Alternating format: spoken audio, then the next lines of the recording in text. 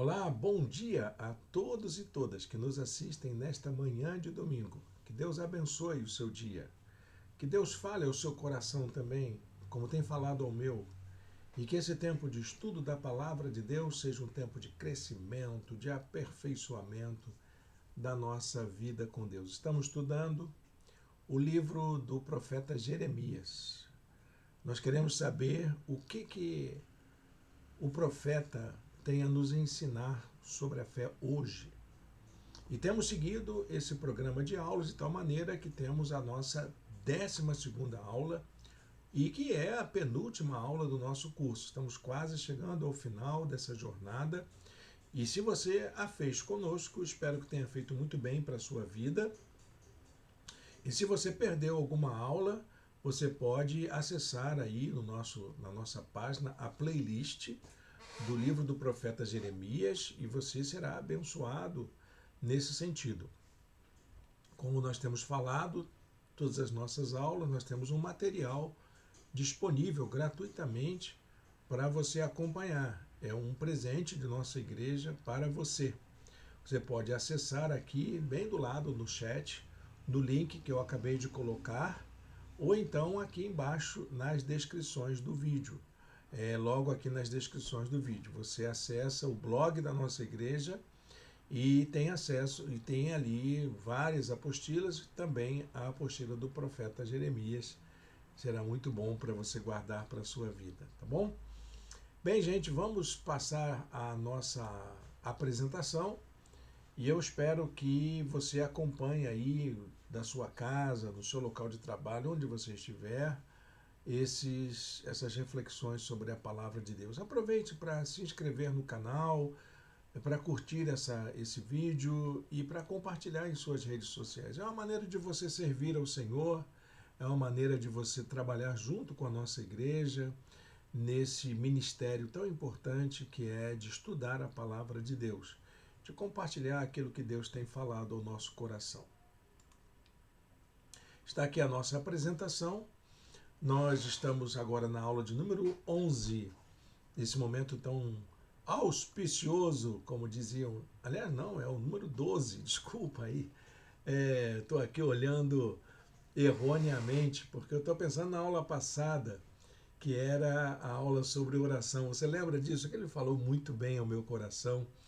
E hoje nós vamos falar sobre as nossas aflições, as lutas que fazemos, sobre as coisas que temos que passar nessa vida. Viver não é fácil, não é verdade, meu irmão, minha irmã? Temos muitas lutas, como dizia a poesia do saudoso pastor Manuel Avelino de Souza, que era daqui da cidade de Niterói. Temos por lutas passado, umas temíveis cruéis, mas o Senhor tem livrado delas os seus servos fiéis. Sim, Deus é por nós, Deus é por nós. Olha que cântico bonito, né? Acho que aí os mais conservadores devem ter cantado junto comigo, né? Que Deus guarde o seu coração e fortaleça a sua fé nesse Deus maravilhoso que supre todas as nossas necessidades. Se na aula passada falamos sobre oração, hoje vamos falar sobre capacidade de sofrer as pressões, que é a resiliência, uma questão de resiliência. Um versículo para a gente se motivar para a nossa aula. Então os líderes disseram ao rei: este homem deve morrer. Ele está desencorajando os soldados que restaram nesta cidade, bem como todo o povo, com as coisas que ele está dizendo. Este homem não busca o bem deste povo, mas a sua ruína. Nabucodonosor chegou. O inimigo invadiu a cidade. A cidade estava sendo destruída. E Jeremias foi entendido como um dos principais responsáveis por aquilo. E ele passou a enfrentar situações de conflito, de tensão, de perseguição, que talvez nenhum de nós tivéssemos condições de suportar. Tortura, prisão, preconceito, exclusão, enfim, uma série de coisas que Jeremias passou. Será que nós temos condições de enfrentar as pressões do dia a dia? Como é que nós lidamos com isso? Eu gostaria que a gente pudesse aproveitar esta aula de hoje para pensar nisso. Embora a parte do texto que vamos analisar de Jeremias não pareça ser um documento tão devocional assim. Ele é uma parte histórica. Jeremias é um historiador e ele desenvolve uma narrativa histórica nessa parte do livro. E é isso que vamos ver agora. Vamos ver sobre a narrativa da queda de Jerusalém. E através dessa narrativa entendermos como que a gente pode enfrentar situações difíceis. As nossas lutas, as nossas quedas, os nossos fracassos do dia a dia. Mas primeiro vamos entender o texto bíblico. O principal fato narrado, principalmente depois do capítulo 34 de Jeremias, é a queda de Judá e de Jerusalém, a capital, para o poder babilônico. Finalmente, a cidade foi cercada, sitiada, e logo ela sucumbiu ao poder militar dos babilônicos. Essa narrativa vai até o capítulo 34, com um trabalho de um grande historiador, que é Jeremias. Jeremias fez um trabalho extraordinário de registro histórico. E a perspectiva histórica, ela é utilizada por Jeremias para mostrar o quanto Deus tem o controle de todas as situações no mundo, não só na nossa vida pessoal, mas também das circunstâncias que cercam o mundo. E também como Deus está cuidando da vida humana para que a humanidade como um todo experimente os seus propósitos. Era isso mesmo. A história para os hebreus tinha esse sentido universal. Não era só quando um historiador escrevia um relato histórico, não falava só de si, porque eles entendiam que o povo hebreu era uma espécie de paradigma de toda a humanidade. O que Deus fazia por Israel, estava fazendo por todos e todas. Jeremias 32:17 diz assim: Ah, soberano Senhor, tu fizeste os céus e a terra pelo teu grande poder e teu braço estendido. Nada é difícil demais para ti. Deus está cuidando do mundo. Deus está cuidando das situações de guerra que existem no mundo. Deus está cuidando dos poderes, dos impérios, até mesmo das situações de abandono, de descaso, de crises que o mundo passa e também que a gente vem sofrendo as consequências. Para o historiador hebreu, todas as coisas estão interligadas. É parte dessa complexidade que é a vida, onde tudo tem a ver com tudo, como se fosse um emaranhado de fios que estão interconectados, onde uma ideia vai encontrar justificativas e explicações em outras ideias, em que um acontecimento vai encontrar causas e consequências em outros acontecimentos. Enfim, tudo está interligado. Essa noção de interconexão e de universalidade já fazia parte da perspectiva histórica dos hebreus. Jeremias profetizou a queda de Jerusalém para o Império de Babilônia. E isso veio trazer uma certa indignação das principais lideranças de Judá, porque eles achavam que eles eram melhores. Nós somos o povo de Deus, como é que o inimigo, um Nabucodonosor, um ateu, um blasfemo, uma pessoa que não é temente a Deus, como é que eles vêm aqui tripudiar? Nós somos o povo da promessa e mais, temos o templo do Senhor verdadeiro aqui. Então é um absurdo que isso aconteça. Jeremias, você está enganado. Nós somos o povo de Deus. Deus não vai permitir que o seu povo sofra. Que era uma compreensão ingênua a respeito da direção de Deus, porque Deus não está dirigindo um povo pequenininho, Ele está dirigindo uma, um, uma realidade global. Ele está preocupado com toda a sua criação, com toda a humanidade, com toda a natureza. De maneira que tudo que Deus faz está interligado a esse propósito universal. E a queda de Jerusalém era inevitável exatamente por isso. Porque Jerusalém precisava entender qual era o seu lugar na história, qual era o seu papel ali naquele momento histórico que eles estavam vivendo. Jeremias 34, versos 2 e 3 diz assim: Assim diz o Senhor, o Deus de Israel, vá ao rei Zedequias de Judá e lhe diga, assim diz o Senhor, estou entregando esta cidade nas mãos do rei de Babilônia, e ele a incendiará. Você não escapará, mas será capturado e entregue nas mãos dele.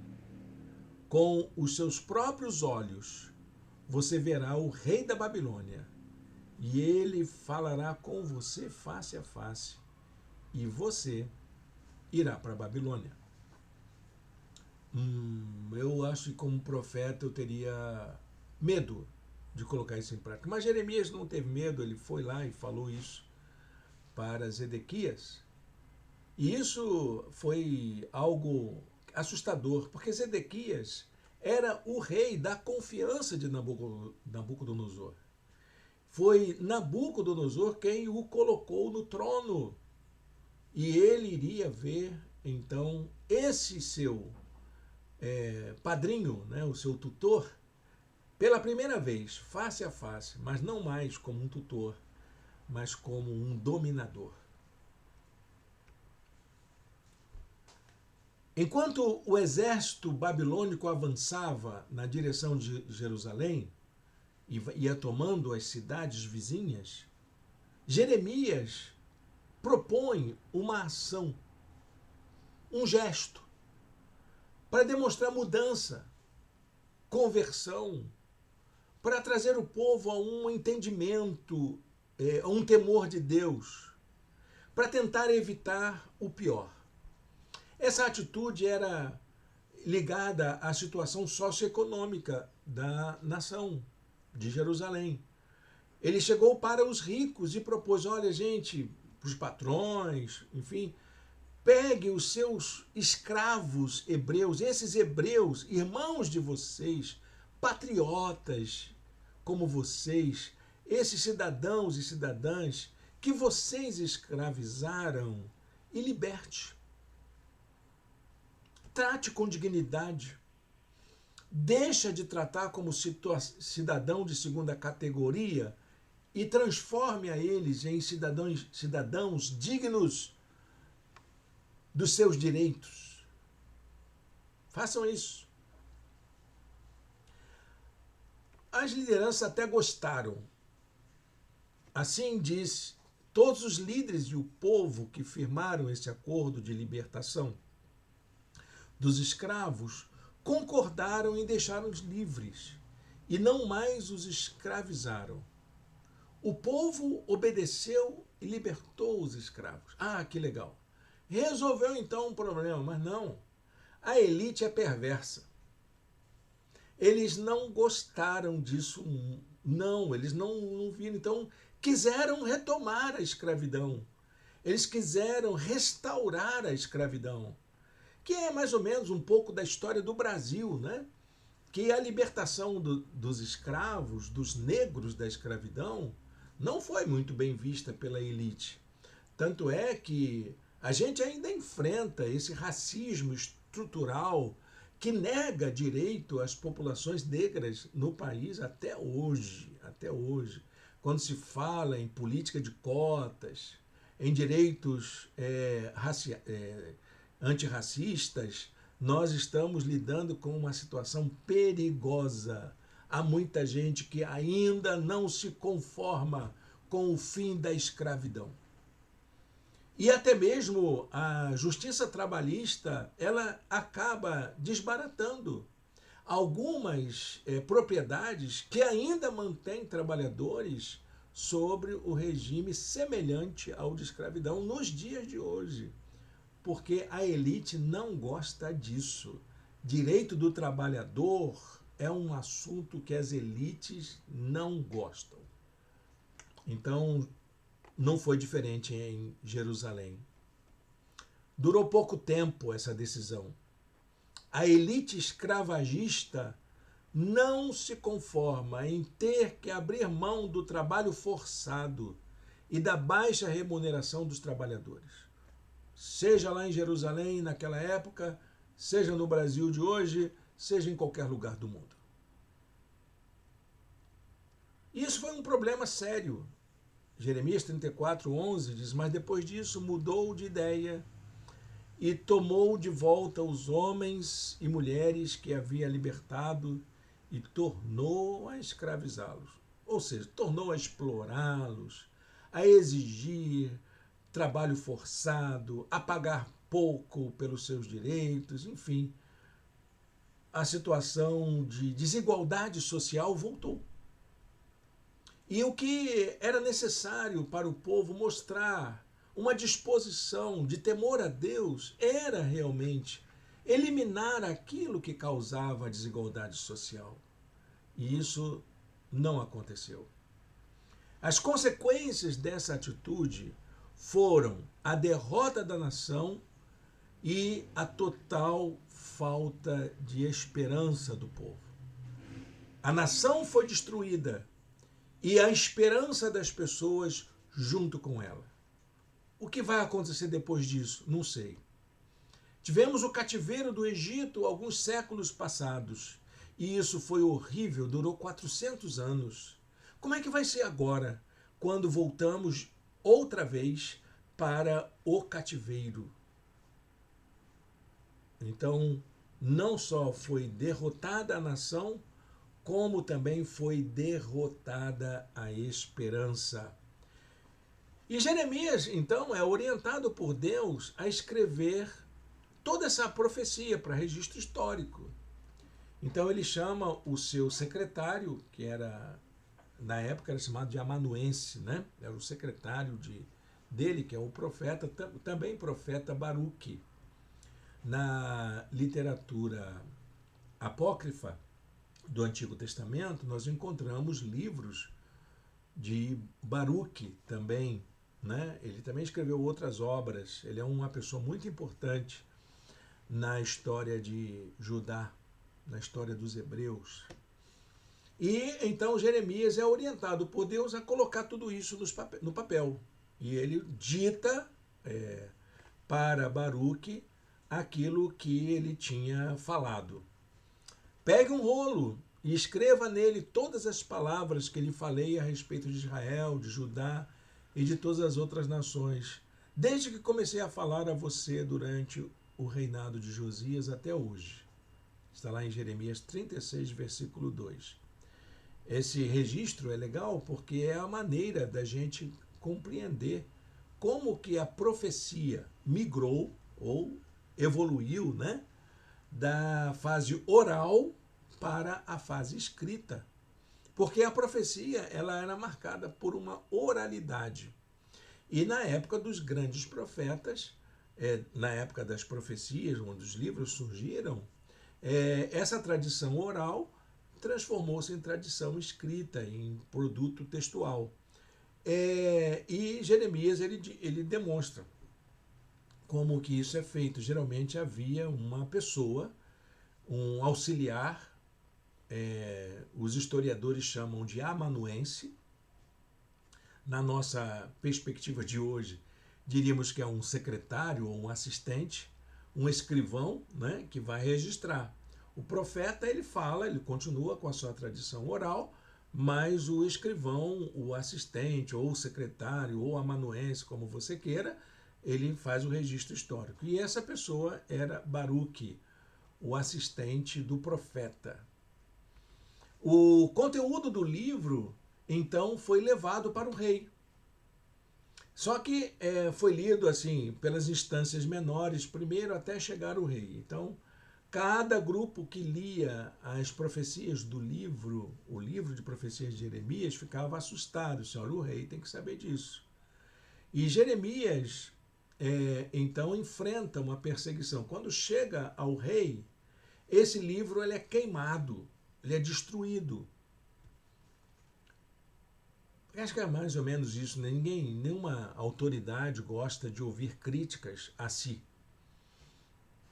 Então, o trabalho da censura, o trabalho da aniquilação daquilo que me compromete, também existiu naquela época. E o rei, então, queima o livro inteiro. Mas Jeremias, novamente, é orientado por Deus a escrever tudo de novo. E diz o texto muito interessante que foram acrescentadas ainda outras palavras, mais duras, mais severas contra a liderança dos hebreus. Jeremias, então, passa a ser o inimigo número 1 do estado de Judá. Ele foi acusado de proferir um discurso favorável aos babilônicos, acusado de traição e de deserção. Exatamente porque aquelas palavras feriam os brios das lideranças políticas dos hebreus. E aí, então, Jeremias é preso. E essa prisão chega ao cúmulo de levar Jeremias a um lugar muito degradante, que era uma cisterna com lama.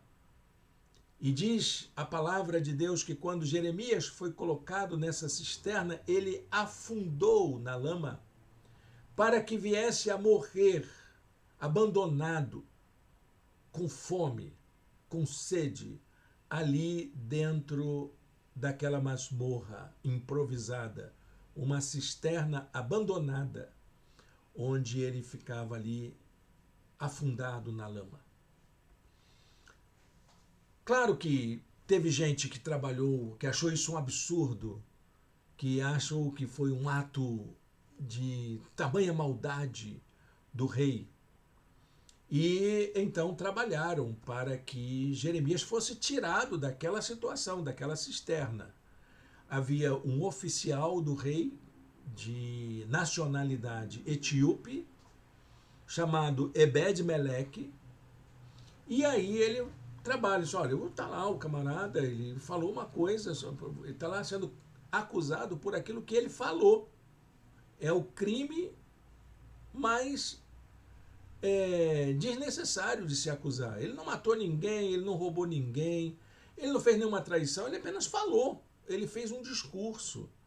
Ele está sendo criminalizado por sua fala, pela sua liberdade de expressão. É só ok, então tira Jeremias de lá e coloca ele preso no pátio da guarda. E ele foi acorrentado no pátio ficou lá acorrentado no chamado pátio da guarda, no prédio onde funcionava a tropa principal de proteção do palácio do rei. E ele ficava ali vigiado fortemente pelos guardas do palácio. Mas isso não impediu que a queda avançasse, de Jerusalém avançasse. Ela se tornou inevitável e foi marcada por uma grande destruição. Jerusalém foi totalmente destruída. Totalmente destruída. Jeremias registra assim: foi assim que Jerusalém foi tomada. É um registro histórico, ele é uma crônica histórica. No 9º ano do reinado de Zedequias, rei de Judá, no 10º mês, Nabucodonosor, rei da Babilônia, marchou contra Jerusalém com todo o seu exército e a sitiou. Esse fato ele é registrado na história no ano 588 antes da Era Comum. E esse cerco durou cerca de um ano. Foi no ano 587 que ele finalmente destruiu a cidade de Jerusalém.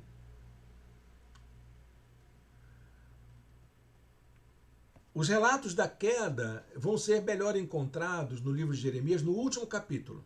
Então, aqui no capítulo 39, nós encontramos uma tentativa de relatar, tem episódios que são marcados, mas o relato mais detalhado você vai encontrar no capítulo 52, que é o último capítulo do livro do profeta Jeremias.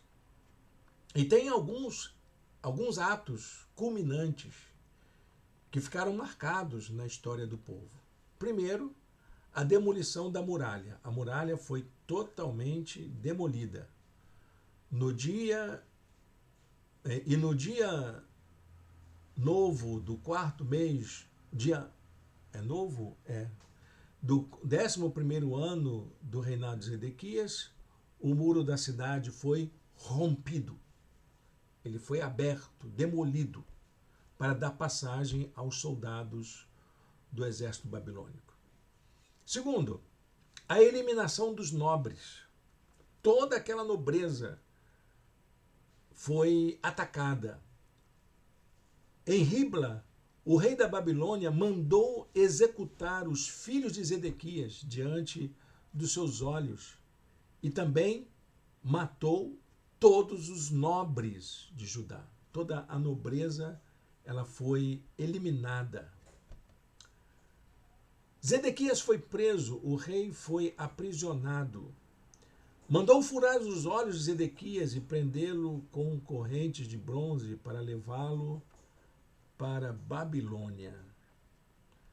A destruição dos principais edifícios de Jerusalém. Os babilônicos incendiaram o palácio real e as casas do povo e derrubaram os muros de Jerusalém. No capítulo 52, nós vamos encontrar que entre esses prédios também o templo foi destruído.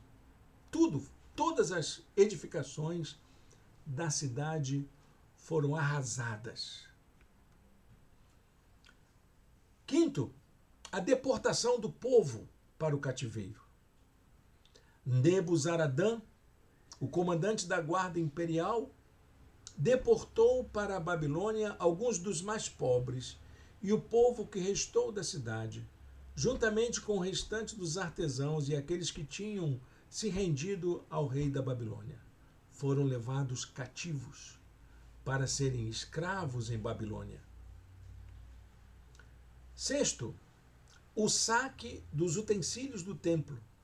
No capítulo 52, então, há uma narrativa longa sobre tudo aquilo que foi levado em termos de bronze, ouro e prata.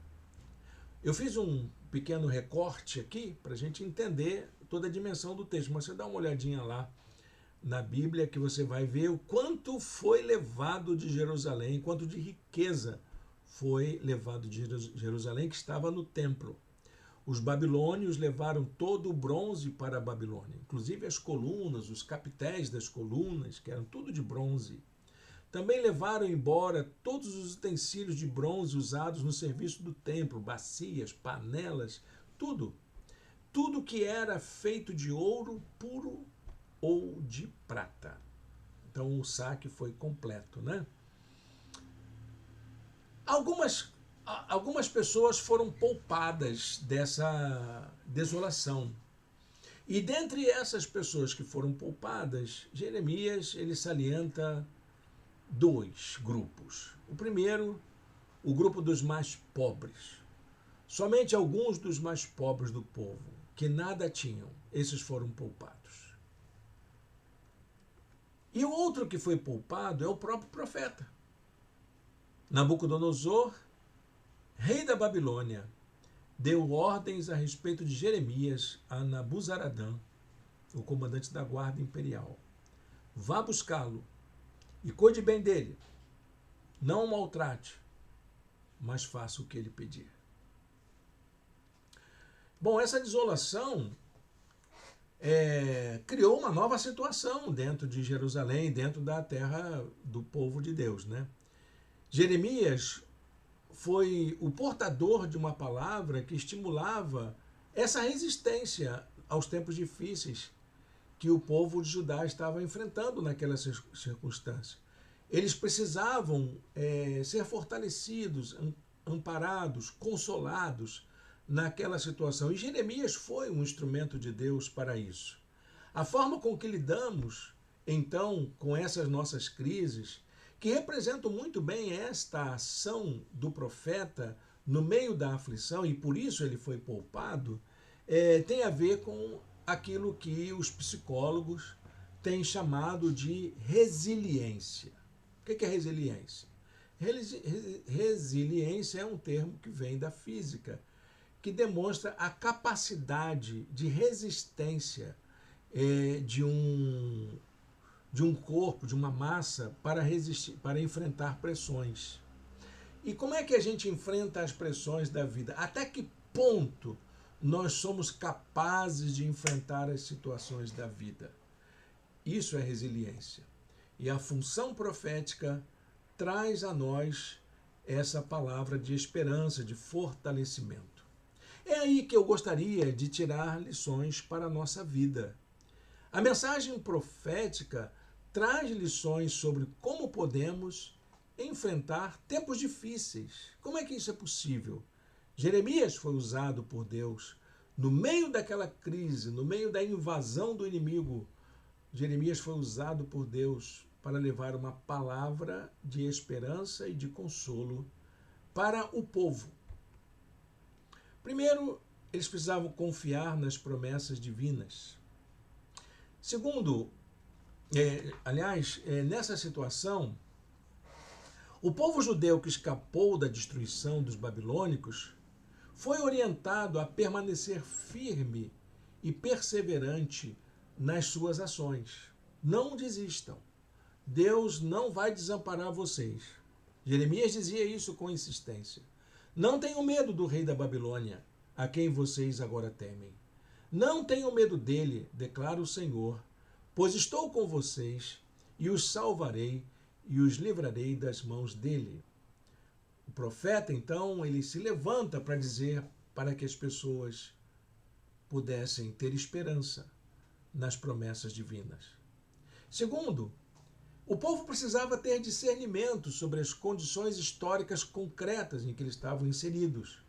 O povo queria fugir para o Egito, porque achavam que lá eles estariam seguros, mas era um engano. Porque Nabucodonosor estava vindo do leste para o oeste para tomar tudo, para expandir o império, e certamente eles chegariam ao Egito. E, na verdade, o que o povo queria era estar num lugar seguro, e o Egito não era, nem de longe, um lugar seguro para eles. E Jeremias diz, olha, não faça isso, entenda o que está se passando no mundo, aprenda a discernir os tempos. O povo remanescente não aceitou a palavra profética, mas optou por fugir para o Egito, levando inclusive Jeremias. Porém, isso não os livraria da destruição. É preciso estarmos atentos às circunstâncias históricas do momento em que vivemos. Jeremias ele diz assim, então diga-lhes, assim diz o Senhor dos Exércitos, Deus de Israel, mandarei chamar meu servo Nabucodonosor, rei da Babilônia. Olha que coisa interessante, né? Deus chama Nabucodonosor de servo. Alguém que está a serviço de um propósito divino, que é de orientar a vida humana para os propósitos divinos. E ele colocará o seu trono sobre essas pedras que enterrei, e estenderá a sua tenda real sobre elas. Ele virá e atacará o Egito, trará a morte aos destinados à morte, cativeiro aos destinados ao cativeiro, e a espada aos destinados a morrer pela espada. Não tem jeito. A história está caminhando para um fim trágico. E isso não tem como evitar. Nós vamos ter que enfrentar essa situação. Vocês vieram para o lugar errado. Jeremias, ele para o povo na caminhada, quando chega a uma determinada cidade no Egito, edifica uma coluna de pedras. Ele está vendo essa pedra aqui? Não vai ficar uma sobre outra. Porque Nabucodonosor vai vir neste lugar, exatamente aqui, onde está esse monumento que eu edifiquei, e vai destruir tudo. Não tem jeito. Terceiro, escolha realizar a vontade de Deus, independente do que aconteça. A vontade divina é sempre melhor do que a nossa. É um fato de que nós não estamos proibidos de fazer o que a gente quer. Mas nós precisamos ter a consciência das consequências das nossas escolhas. Somos livres para fazer as nossas escolhas, mas também somos responsáveis pelos resultados das nossas escolhas. Em seu último pronunciamento, Jeremias reforça a compreensão de que todo o problema de Israel e de Judá foi a quebra da aliança. Eles escolheram quebrar a aliança. Jeremias 44, 28 diz assim: então todo o remanescente de Judá que veio residir no Egito, saberá qual é a palavra que se realiza. A minha palavra, diz o Senhor, ou a palavra deles. Esse povo rebelde, esse povo presunçoso que acha que sabe tudo e que pode tomar suas próprias decisões. Para a gente concluir essa palavra, gente, olha que coisa interessante, não é? O livro do profeta Jeremias é muito rico em lições para a nossa vida. E essa lição de hoje, que é um relato histórico, né? É um registro histórico do que aconteceu na destruição de Jerusalém. Como foi a destruição de Jerusalém? Esse registro histórico é muito importante para a gente compreender o momento da história de Israel, da história de Judá, a história dos hebreus. Mas para a gente, pessoalmente, tem uma lição que a gente precisa aprender. A nossa capacidade de suportar as pressões da vida vem da disposição para viver de acordo com os propósitos divinos em qualquer circunstância. Você é capaz de enfrentar a doença, as crises no relacionamento, as dificuldades financeiras? Você é capaz de enfrentar isso sozinho? Olha, gente, é muito difícil a gente passar pela luta, pela tormenta sozinhos. E a nossa disposição de enfrentar as crises, os conflitos, as situações difíceis, a nossa capacidade, ela não é nossa só, ela é da nossa disposição de viver de acordo segundo a vontade de Deus. É de permitir que Deus tome parte da nossa vida. Eu quero deixar esse versículo de Jeremias 35:13, que diz assim: assim diz o Senhor dos Exércitos, Deus de Israel, vá dizer aos homens de Judá e aos habitantes de Jerusalém. Olha, isso foi antes da queda, hein? Será que vocês não vão aprender a lição e obedecer as minhas palavras? Será que vocês vão deixar esse problema acontecer para depois botar a mão na consciência? Será que vocês vão deixar a coisa ruir para depois entender qual é o lugar que eu tenho na vida de vocês? Será que vocês vão ter que permitir que o problema venha para depois aprender? Essa é a questão que essa lição nos aponta. A gente não precisa esperar que as coisas piorem ou que o tempo ruim venha. Ele vem. O problema vem. Mas é preciso a gente aprender a confiar nas promessas divinas, a viver de acordo com a vontade de Deus. Vamos orar por isso? Quero convidar você a orar para que Deus nos dê força e coragem para enfrentar nossos tempos ruins. Senhor Deus e Pai, muito obrigado, Senhor, por esta manhã, por esta palavra. Muito obrigado, Senhor, porque Tu és um Deus de promessa, um Deus que nos fortalece, um Deus que nos ajuda.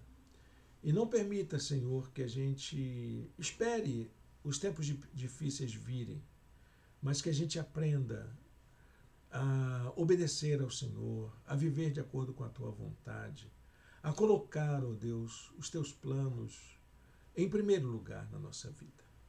Nós te oramos em nome de Jesus. Amém e amém. Amém, meus irmãos, estamos chegando assim ao final de mais uma aula. Quero agradecer a sua presença aqui conosco. Tem algumas coisas a dizer para os irmãos e irmãs de nossa igreja. Meus irmãos, nós estamos em pleno período de oração. Estamos orando pela nossa igreja. Você tem orado durante a semana? Você tem intercedido por Deus? Tem clamado ao Senhor por direção? Nós estamos orando para nos prepararmos para a retomada de nossas atividades presenciais no mês de maio. Então nós estamos pedindo direção de Deus para isso, como que nós faremos, de que maneira isso acontecerá. Então estamos orando ao Senhor nesse sentido. E eu conto com as suas orações também, para que Deus abençoe. Eu e Solange ainda estamos fora, ainda estamos aproveitando esse tempo de descanso e esperamos que isso venha resultar em mais disposição, voltarmos com mais energia. É Deus cuidando da gente, não é? É Deus dando aquele trato no coração da gente. Então eu conto com as suas orações, eu estou orando aqui e você orando aí.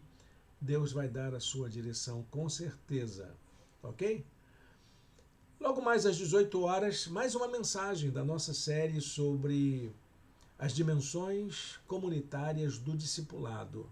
Vem com a gente, vem conhecer um pouco como é que você pode seguir Jesus de uma maneira mais dinâmica, inserido no contexto da sua vida comunitária. Amém? Deus o abençoe. Um bom resto de domingo para você.